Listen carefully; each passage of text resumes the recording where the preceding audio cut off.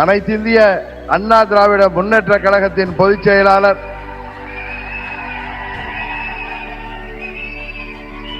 மாண்புமிகு எதிர்க்கட்சி தலைவர் பெரும் மதிப்பிற்குரிய திரு எடப்பாடி கே பழனிசாமி அவர்களே, தேசிய ஜனநாயக கூட்டணியை தலைமையேற்றிருக்கின்ற மதிப்பிற்குரிய திரு எடப்பாடி கே பழனிசாமி அண்ணன் அவர்களை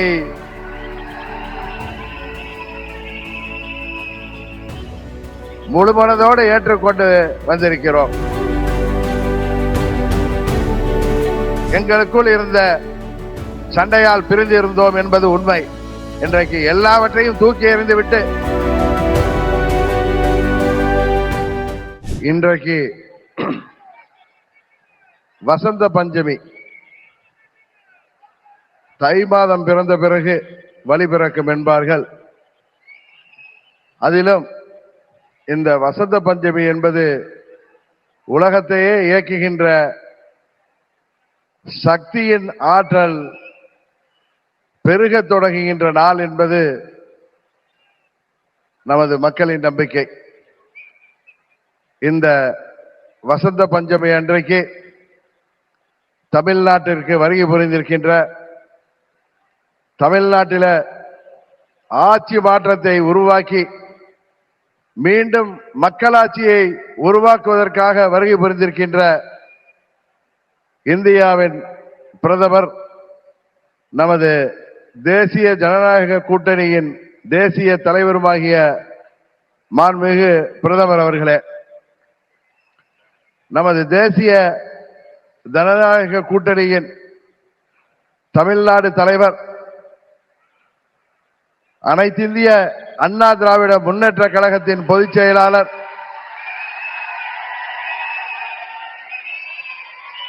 மாண்புமிகு எதிர்க்கட்சி தலைவர் பெரும் மதிப்பிற்குரிய திரு எடப்பாடி கே பழனிசாமி அவர்களே,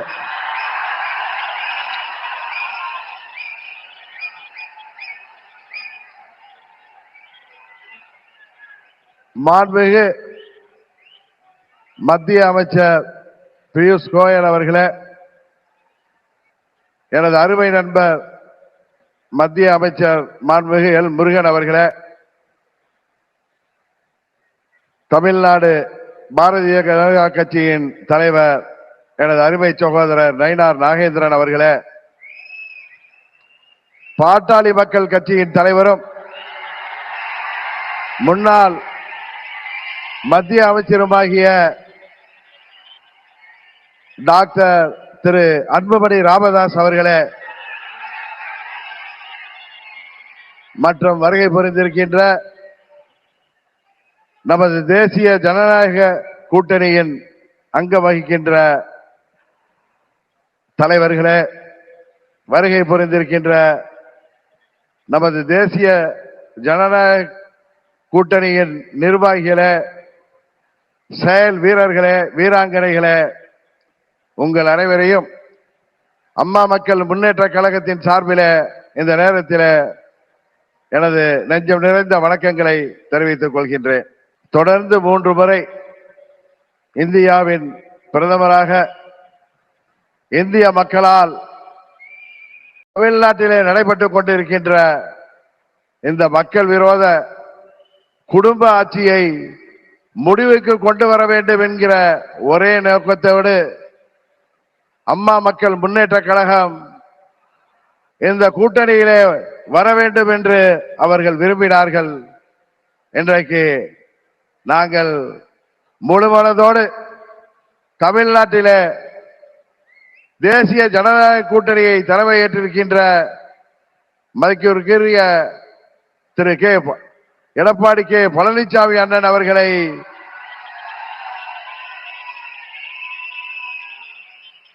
முழுமனதோடு ஏற்றுக்கொண்டு வந்திருக்கிறோம். நாங்கள் எல்லாம் அம்மாவின் தொண்டர்கள் என்பதை எதிரிகள் மறந்துவிட்டார்கள்.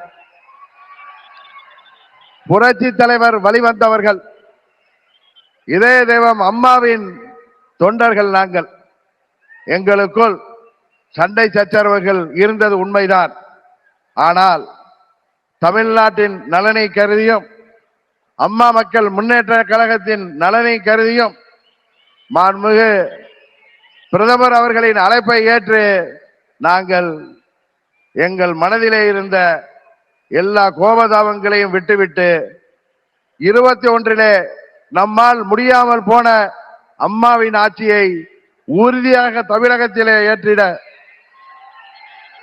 உருவாக்கிட எந்த ஒரு மனமாச்சரியமும் இன்றி, எந்த ஒரு தயக்கமும் இன்றி, எந்த ஒரு குழப்பமும் இன்றி, சில பேர் சொல்கிற போல எந்த ஒரு அழுத்தமும் இன்றி அம்மா மக்கள் முன்னேற்ற கழகம் இந்த கூட்டணியிலே எங்களை இணைத்துக் கொண்டிருக்கின்றோம். இந்த கூட்டணியின் வெற்றிக்காக அம்மா மக்கள் முன்னேற்ற கழகத்தின் ஒவ்வொரு தொண்டரும் தமிழ்நாடு முழுவதும் அயராது பாடுபடுவான் என்கிற உறுதியை மாண்புமிகு பிரதமர் அவர்களுக்கும் எதிர்க்கட்சி தலைவர் மாண்புமிகு எடப்பாடி பழனிசாமி அவர்களுக்கும் இந்த நேரத்திலே நான் சொல்லிக் கொள்கிறேன். ஒரு விஷயத்திலே எதிர்ப்பதென்றால் அதிலும் உறுதி, ஆதரிக்க வேண்டும் என்றால் அதிலும் உறுதியாக இருக்கக்கூடிய தன்மையை அம்மா அவர்கள் எங்களுக்கு கொடுத்திருக்கிறார்கள். ஒரே குடும்பத்தை சேர்ந்தவர்கள், பங்காளிகளாக இருந்தவர்கள் நாங்கள். எங்களுக்குள் இருந்த சண்டையால் பிரிந்து இருந்தோம் என்பது உண்மை. இன்றைக்கு எல்லாவற்றையும் தூக்கி எறிந்துவிட்டு பாரத பிரதமர் மோடி அவர்கள் தமிழ்நாட்டிலே ஒரு மக்களாட்சியை உருவாக்க வேண்டும், புரட்சி தலைவர் டாக்டர் எம்ஜிஆர் அவர்களின் ஆட்சியை உருவாக்க வேண்டும், எங்களின் இதய தெய்வம் அம்மா அவர்களின் ஆட்சியை உருவாக்க வேண்டும் என்கிற உயரிய நோக்கத்தோடு இன்றைக்கு மக்களை வாட்டிக் கொண்டிருக்கின்ற இந்த மக்கள் விரோத குடும்ப ஆட்சியை முடிவுக்கு கொண்டு வர வேண்டும் என்பதற்காக நாங்கள் முழுவனதோடு இந்த கூட்டணியிலே இணைந்திருக்கிறோம் என்பதை அவர்களுக்கு மீண்டும் நான் இந்த நேரத்திலே தெரிவித்துக் கொள்கின்றேன். இன்றைக்கு தமிழ்நாடே ஒரு கொலை நாடாக, கொள்ளை நாடாக மாறி கிடக்கிறது. பத்திரிகைகளையும் ஊடகங்களையும் பார்த்தால் எங்கு பார்த்தாலும் கொலை, கொள்ளை, பெண்களுக்கு பாதுகாப்பு இல்லை, போதை மருந்து பழக்கம், போதை மருந்துக்கு ஒரு ஹப்பாகவே தமிழ்நாடு மாறி இருக்கிறது என்பது வேதனைக்குரியது. இன்றைக்கு அனைத்து தரப்பு மக்களும், அவர்கள் விவசாயிகளாக இருக்கட்டும், அரசு ஊழியர்களாக இருக்கட்டும், ஆசிரியர்களாக இருக்கட்டும், மருத்துவர்களாக இருக்கட்டும், செவிலியர்களாக இருக்கட்டும், ஏன் மாற்றுத்திறனாளிகள் கூட இன்றைக்கு போராடுகின்ற நிலையில இந்த மக்கள் விரோத ஆட்சி ஏற்படுத்தி இருக்கிறது. இங்கே மக்கள் எல்லாம் வருத்தத்தில் இருக்கிறார்கள். ஆனால் திரு ஸ்டாலின் அவர்கள் தனது மகன் உதயநிதி ஸ்டாலினை முதல்வராக்க துடித்துக் கொண்டிருக்கிறார்.